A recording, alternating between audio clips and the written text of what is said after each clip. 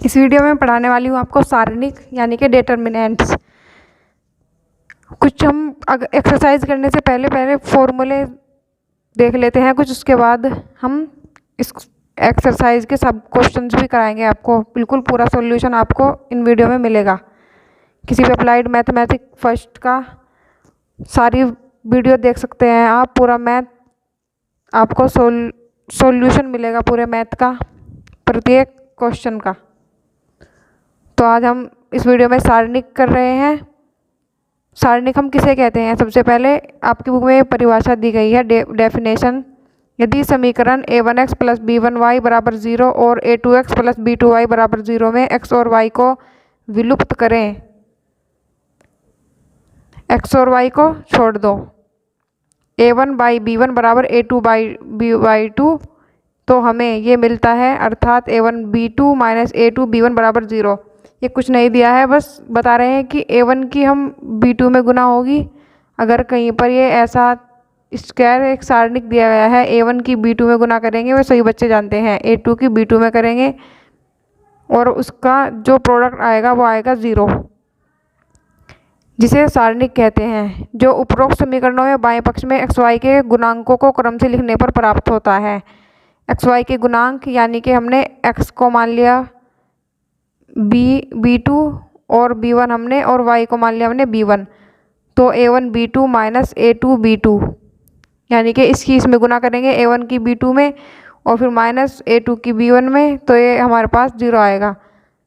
सारणिकों को d या delta से भी निरूपित करते हैं। इसका सारणिक को आप d भी लिख सकते हैं, फिर डेल्टा भी लिख सकते हैं।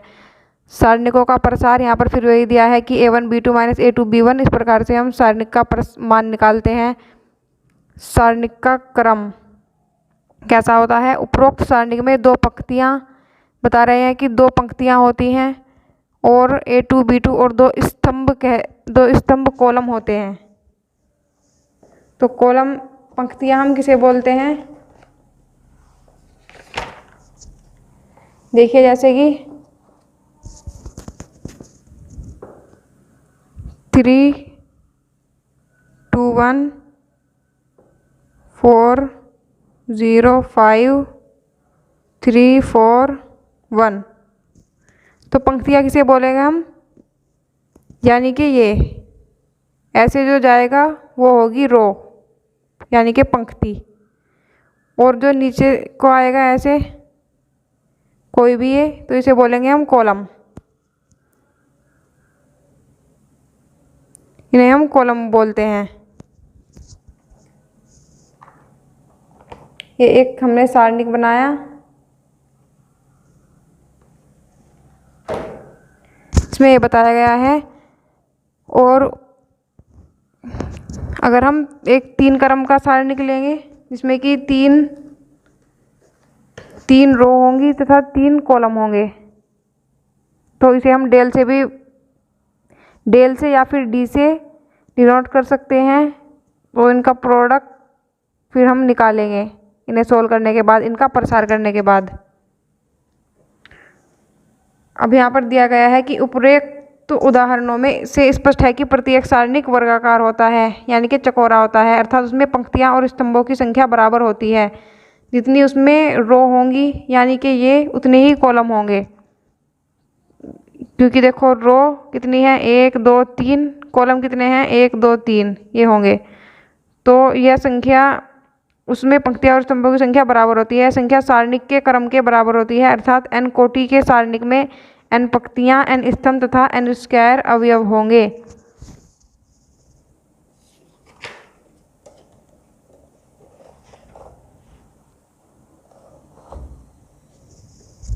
उसके बाद है उपसारणिक यानी कि माइनर्स। उपसारणिक हम किसे बोलते हैं? किसी सारणिक के किसी अवयव का उपसारणिक वह सारणिक होता है जो मूल सारणिक में से उस अवयव की पंक्ति और स्तंभ को हटा देने पर प्राप्त होता है। ये देखिए, हम अवयव उपसारणिक को कैसे समझेंगे, यहाँ पर बना लेते हैं हम एक सारणिक 3 2 1 1 5 1 2 4 5। ये हमने एक सारणिक लिया, तो हम अवयव किसे बोलते हैं? इसे हम अवयव बोलते हैं। अवयव या अंग, अंग भी बोलते हैं। ये भी प्रत्येक अवयव है, ये सारणिक का प्रत्येक अवयव है। ये जो 9 अंक दिए गए हैं ये सारणिक के प्रत्येक अवयव हैं। अगर हम इसकी या तो ये कॉलम और ये रो निकालेंगे तो हमारे पास जो बचता है ये बचता है एक उपसारणिक, इसे हम उपसारणिक बोलते हैं। हम अपनी मर्जी से कुछ भी निकाल सकते हैं इसमें, तो या फिर ये वाली कोई वाला कॉलम और ये फिर ये वाली रो निकाल देंगे, तो जब हमारे पास 2 1 2 1 4 2 का एक सारणिक बन जाएगा उपसारणिक। अगर हम इसमें से ये वाली कॉलम और ये वाली रो निकालेंगे तो हमारे पास बचेगा 3 2 1 5 का उपसारणिक। अगर हम इसमें से निकालेंगे 2 5 4 का तो रो निकाल देंगे, 1 2 1 5 2 का एक कॉलम निकाल देंगे, तो हमारे पास उपसारणिक क्या बचेगा 3 1 5 2। तो इस प्रकार से हम उपसारणिकों को समझ सकते हैं।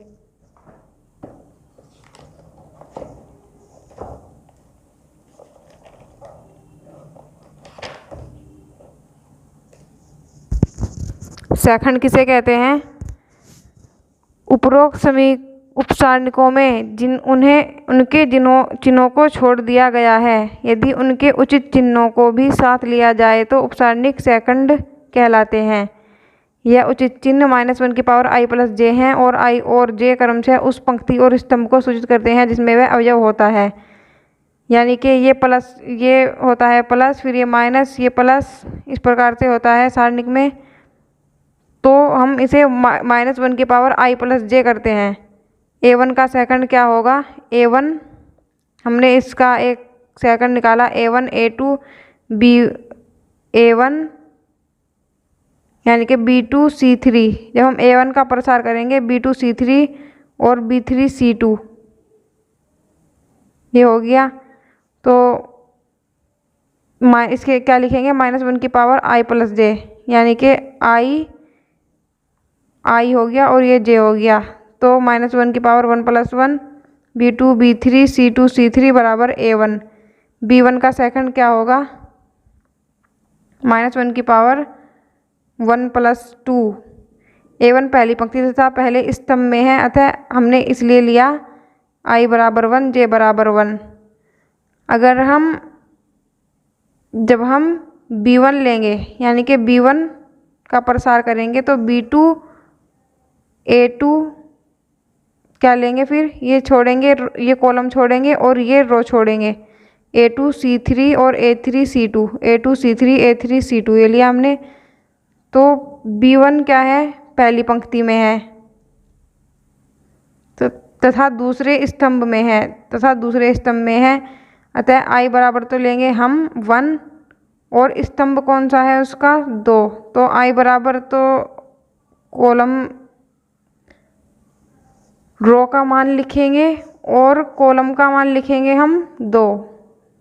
तो हो जाएगा जब हम इन्हें 2 + 1 करेंगे ये हो जाएगा 3। तो -1 की पावर जब हमने 3 करेंगे तो जब तब भी माइनस आएगा, तो माइनस के आ जाएगा a2 a3 c2 c3 ये आ जाएगा बराबर माइनस के b1 आ जाएगा। यहाँ पर 1 + 1 था, यहाँ पर पावर सम थी यानी कि 2 पावर थी, तो -1 की पावर 2 करेंगे तो आ जाएगा प्लस का 1 क्योंकि पावर सम है। ऐसे ही हम c2 का सेकंड देखेंगे तो -1 की power 2 + 3 a1 a3 b1 b3 बराबर माइनस के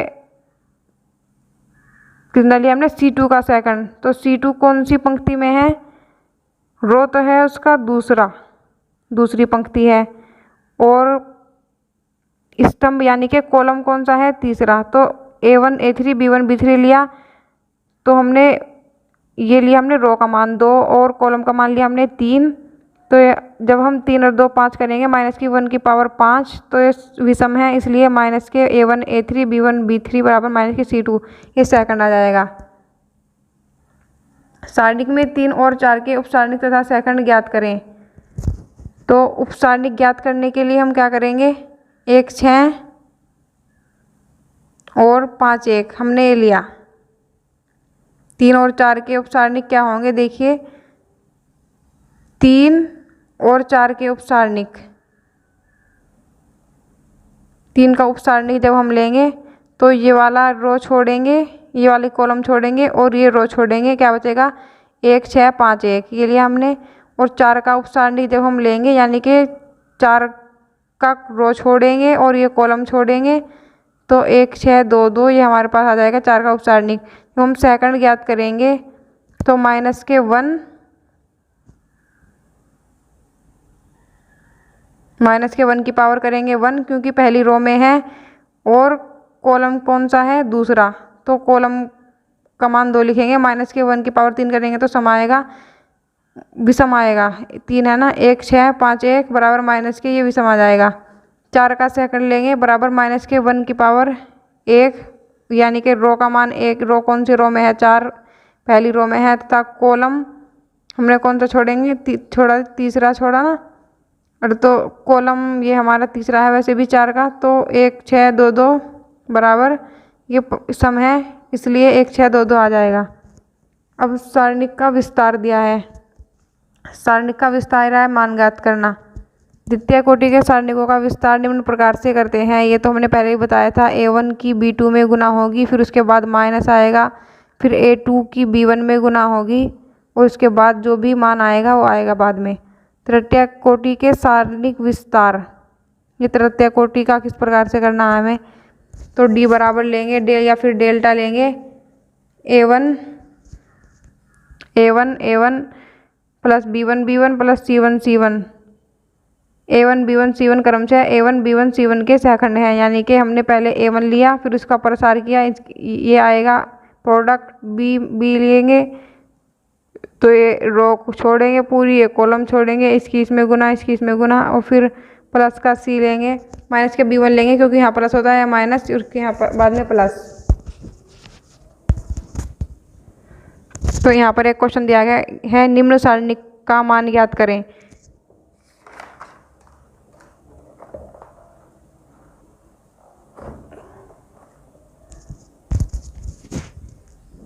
तो इसमें प्रथम पंक्ति के अवयवों के सापेक्ष प्रथम पंक्ति का प्रथम अवयव 0 है, विस्तार कर देंगे तो 0 यानी कि पहला अवयव लिया, उसके बाद क्या बचा हमारे पास, ये रो छोड़ देंगे पूरी और ये कॉलम छोड़ देंगे, 5 की 3 में गुना करेंगे 15 और ये 0 की 0 में हो जाएगी। माइनस के 2 क्योंकि दूसरा जो कॉलम होता है वो माइनस का होता है तो माइनस के 2 लिया, प्रसार करेंगे, ये वाला कॉलम छोड़ देंगे, ये वाली रो छोड़ देंगे, 5 ही कम 5 और -2 की गुना 0 में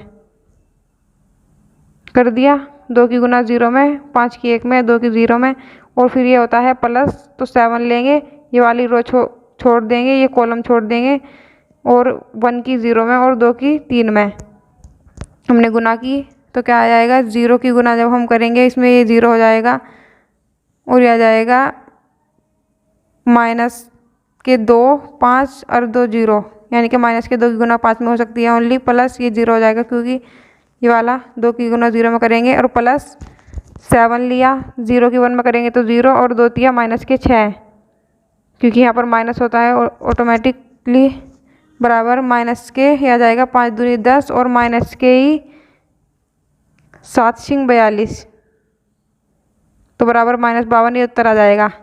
उसके बाद है सैरस चित्र के द्वारा हम कैसे मान ज्ञात करते हैं। तृतीय कोटि के सारणिकों का विस्तार मान सैरस चित्र की सहायता से ज्ञात करना। तो हमारे पास एक ये जैसे कि ये मान लीजिए एक सारणिक दिया है, डेल बराबर A11 A12 A13 A21 A22 A23 A31 A32 A33। तो जब हम उसका सैरस चित्र की सहायता से मान ज्ञात करेंगे, इसमें सिंपल हम पूरा ये सारणिक जो कतु यहाँ तक लिखेंगे 3 तक A33 तक, उसके बाद इसकी ओनली 2 पंक्ति, ये 2 कॉलम रो नहीं सॉरी ये 2 कॉलम ओनली ये उतार लेंगे सेम। उसके बाद हम इनमें इस प्रकार से एरो लगाएंगे, यहाँ से देखते हैं A11 से A22 A33 3 तक लगाएंगे, फिर उससे अगला जो अवयव होगा उससे A12 A23 A31 3 तक लगाएंगे, उसके बाद A13 A21 A32 यहाँ तक लगा दिया। उसके बाद A31 A22 इधर से भी लगाएंगे नीचे से, फिर तो ये ऐसे जाएगा। तीन हमें अवयव लेने हैं एक एरो में, 1 2 3, यहाँ से यहाँ तक, फिर उसके बाद यहाँ से यहाँ तक, उसके बाद यहाँ से यहाँ तक, यहाँ से यहाँ तक। तो ये लग गया। उसके बाद हम इनकी गुना करा देंगे आपस में, A11 A22 A33। शुरू की जो इसमें 3 अवयव आएंगे उसकी हम गुना करा देंगे, फिर प्लस करेंगे, फिर इसकी गुना करा देंगे जो भी हमें दिख रहा है, ये 3 अवयव, उसके बाद ये 3 अवयव प्लस कर देंगे और फिर माइनस लगा देंगे, माइनस का चिन्ह, और फिर ये इन तीनों की गुना करेंगे, इन तीनों की गुना करेंगे, इन तीनों की गुना करेंगे। तो ये जो प्लस करने के बाद ये सब प्लस करेंगे और फिर ये माइनस कर देंगे, उसके बाद हमारा उत्तर आ जाएगा।